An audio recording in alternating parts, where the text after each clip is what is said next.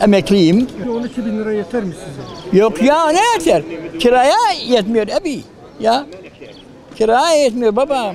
Mahvolduk. Aç kaldık.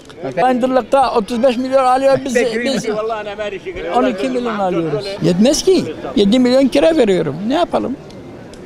Çocukları var, okutuyor. Okutuyor tabii.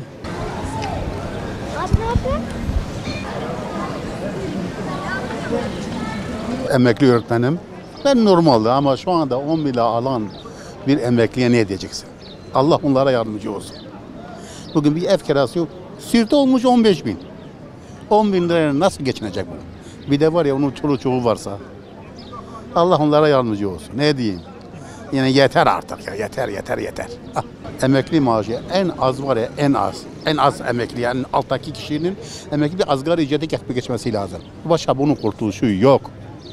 Bugün bir milletvekili alıyor 300 milyon maaş alıyor ya. Allah'tan korkun ya. He. Yeter ya. Ya ne diyelim artık. Şahsen ben emekli olduğuma pişman oldum. Ben şimdi emekli olsaydım mesela rahat 50-60 bin lira alırdım. Ben şu anda alıyorum 26 bin lira. Ama Allah'a şükür bir evim var. Kiracı değilim.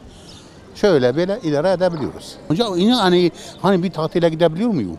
Bir yere gidebiliyor muyuz? Yok. Etin kilosu olmuş. Yani ben bugün baktım markete bana 650 diyor. Daha önce ben oy vermiştim bu adama. Ama şimdi bundan sonra tövbeler olsun. Şahsen ben veremem artık. Ben de aşırı bir AKP'liydim. Ama bitti artık. Bitirdi yani. Emekliyi bitirdi. İnsanları bitirdi artık. Biraz zenginden kessin bu vergileri. Bak bugün yani elektrike %38 zam geldi. Her şeye zam. Nereye kadar bu? Emekli bir şey yok. Mehmet Şimdi'de hepsi gidiyor, bir şey yok. Hele orada gelsin bakalım bir emekli maaşıyla bir ay geçinsin bakalım. Su sınırı 60 milyar değil mi? Açlık sınırı ben hakkımı Şimşek'e helal etmiyorum yani. Onu Allah'a havale ediyorum yani. Şu anda ben 10 bin lira maaş alıyorum. Her ay en az 500, 600, 700 milyon benim maaşıma kesiliyor. Ben bu maaşla nasıl geçineceğim yani? Ben kuru ekmek bile yesem ben bu maaşla geçinemem yani. Onların bu maaşla bir gün geçirebilirler mi 10 bin lirayla? Onlar Allah'tan korkmuyor mu ya? Yani artık bir kahvede bile oturamıyoruz yani. Bir su olmuş 7,5, bir çay 5 milyon. Bir arkadaşımla bir kahvede bir yemeğe gidemiyoruz yani. Yani bu adalet midir yani? Şu anda en azından bir emeklinin en azından 30 bin lira alması gerekiyor yani. Bir markete gidiyorsun 2 poşet alıyorsun 4-5 milyar para tutuyor yani. 12 bin lira da başlarına çalsınlar yani. Hani emekliler yılıydı bu yıl. Böyle mi? Resmen emekliler dalga geçiyorlar yani. Ben hakkımı helal etmiyorum onlara. TÜİK'e de hakkımı helal etmiyorum. TÜİK çıkıyor bir açıklama yapıyor. Açlık sınırı şurada bu enflasyonu açıklıyor yani. Yalan söylüyorlar. Kirayı 5,5 sene. Sil gibi bir yerde kira olmuş 15-20 bin lira ben duymuştum yani. Sil gibi bir yerde yani. Nasıl olacak bu ne?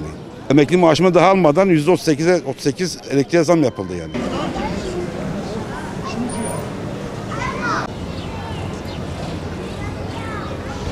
Bak buradan emekliyim.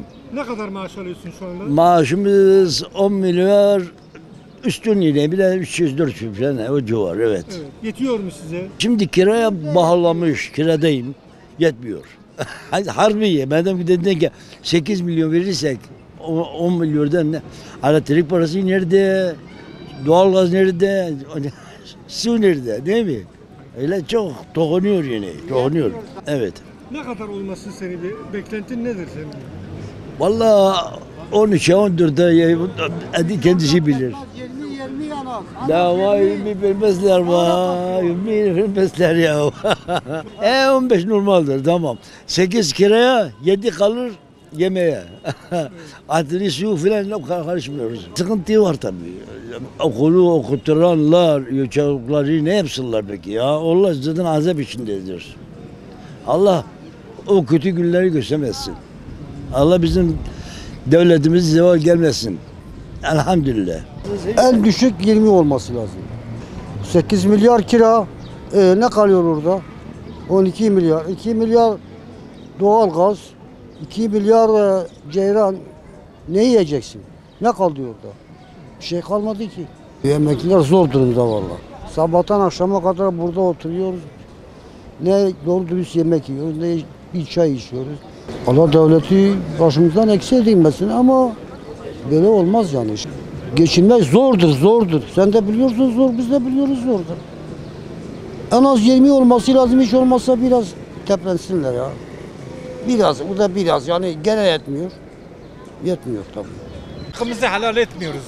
12 bin lira yetecek mi size? Nerede yetecek abi ya? Buna yeter mi? Siz biliyorsunuz ya hem kira, doğalgazı, elektrik parası, su parası. Bunu yetiyor mu bu 2000 lira? Ne kadar olması lazım sizce Hacı abi? Abicim en az 20'ye yakın olması lazım ki bir idare etsin emekli. Yok ola yetmez. Ya bu her şey pahalıdır ondan da yetmez. Yani bir yemek olmuş 220 bin paradır. İnsan geçinemiyor yani. Evet. Abi ben şimdi emekli oldum pişman olmuşum. Böyle olsaydı emekli olmazdı. Yani 34 yıl çalıştım. Bilseydim böyle sıkıntı olsaydı emekli olmazdı. Evet. Gerçekten yani millet çok zordur. Yani her şey pahalıdır yani geçinemiyoruz artık.